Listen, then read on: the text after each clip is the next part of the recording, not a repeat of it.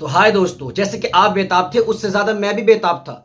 बेताब किस लिए थे, जैसे कि आपको मालूम है कि सिर्फ एक ही बॉलर बचा था जिस पर वैभव सूर्यवंशी ने बाउंड्री पहली बॉल पर नहीं मारी थी, वो है मिचेल स्टार। जिस तरीके से सबको उम्मीद बंधी हुई थी कि मिचेल स्टार वैभव सूर्यवंशी के सामने आएगा और क्या फिर से पहली बॉल पर वो बाउंड्री लगेगी, लेकिन भाई हुआ कुछ अजीब ही। वो अजीब ये हुआ कि उसका जो बीच में फायदा उठाया वो फायदा उठा करके लेकर चला गया काइन जेमिसन।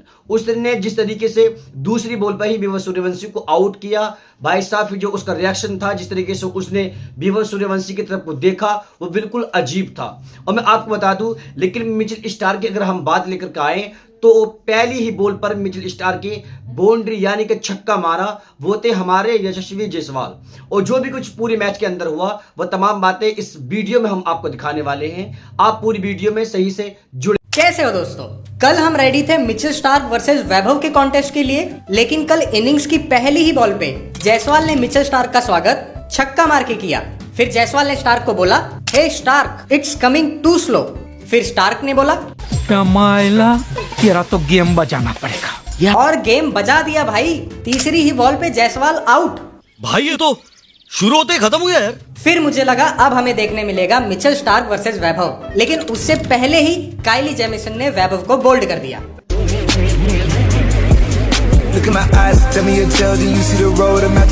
चलो बोल्ड कर दिया तो वो ठीक, लेकिन बोल्ड करने के बाद जिस टाइप का अग्रेशन, जिस टाइप का रिएक्शन काइली जेमिसन ने वैभव को दिया वो बिग सरप्राइजिंग था।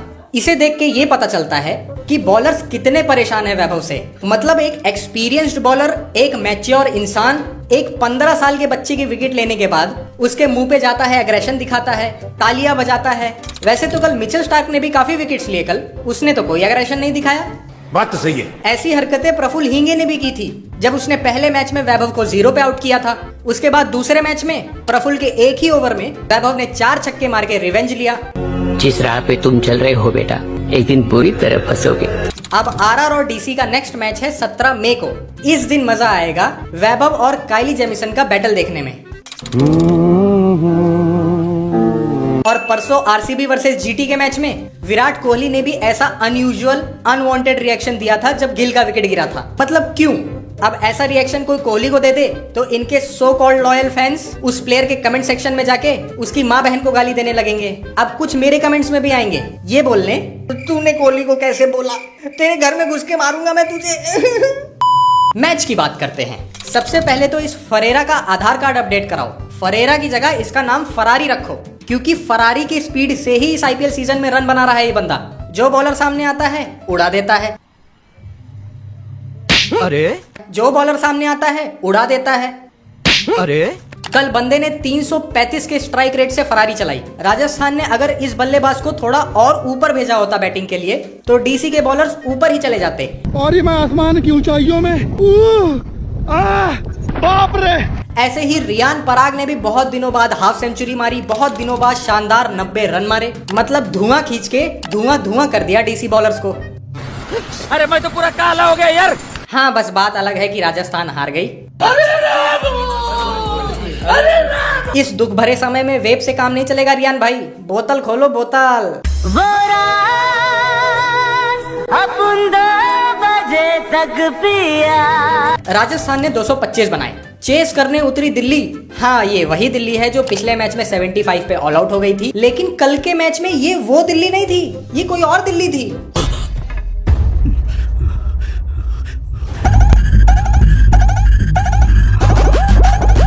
क्योंकि ओपनर्स ने ही इतनी बढ़िया पार्टनरशिप की, इतनी बढ़िया बैटिंग की कि दोनों ने मिलकर राजस्थान के बॉलर्स को बोला, इतना रन मारेंगे कि बॉलर्स का पिछवाड़ा धुआं हो जाएगा। बाप रे। फिर क्या, आशुतोष शर्मा की एक अच्छी फिनिश के साथ दिल्ली के झोली में 2 पॉइंट्स आ गए छपाक। केएल राहुल के शानदार 75 रन। इसी 75 रन के बदौलत कल केएल के पास ऑरेंज कैप भी आ गई। अरे यार, ये ऑरेंज कैप किसी एक की तो हो जा रे। गांडू किसी एक का तो हो रहा, किसी एक का तो हो। पर्पल कैप से कुछ सीख, जिसकी थी उसकी है और शायद उसकी ही रहे, लेकिन तू आज इसकी हूँ, कल उसकी हो जाऊंगी, परसों उसकी हो जाऊंगी। मतलब तू नारी नहीं, पिशाचिनी है, पिशाचिनी। कल डीसी ने अपने आईपीएल हिस्ट्री का मोस्ट सक्सेसफुल रन चेस किया 225 रनों का। देखा जाए तो कल के मैच में बैट्समैनों का ही बोलबाला रहा, क्योंकि बॉलर्स जो आ रहा था मार खा रहा था, जो आ रहा था मार खा रहा था। मारो, हमको जिंदा मत छोड़ो सालो। डीसी के जीतने से पॉइंट्स टेबल काफी इंटरेस्टिंग बन गया है। अब फोर्थ पोजीशन के लिए 3 दावेदार हैं, पहली आरआर, जीटी और खुद डीसी। चलो आरआर तो अभी फोर्थ पे है, लेकिन उसे भी पता होगा कभी भी कोई भी कहीं से भी आ सकता है। मेरे को तो ऐसा धक धक हो रहा है, मेरे को भी हो रहा देखिए। बाकी मेरी प्रिडिक्शन कल की थी कि आरआर जीतेगी, तो मेरे ख्याल से राजस्थान रॉयल्स होता है। अब क्या बोलूं मैं। बाकी आप कल के मैच पे ध्यान दो यार, एल क्लासिको, बस कहने का एल क्लासिको रह गया है ये। लेकिन कल एमआई के पास बहुत अच्छा मौका है बदला लेने का सीएसके से, पिछली शर्मनाक हार का। और अगर कल एमआई बदला ले लेती है तो ठीक, और अगर हार जाती है तो मिलते हैं अगले टूर्नामेंट में एमआई।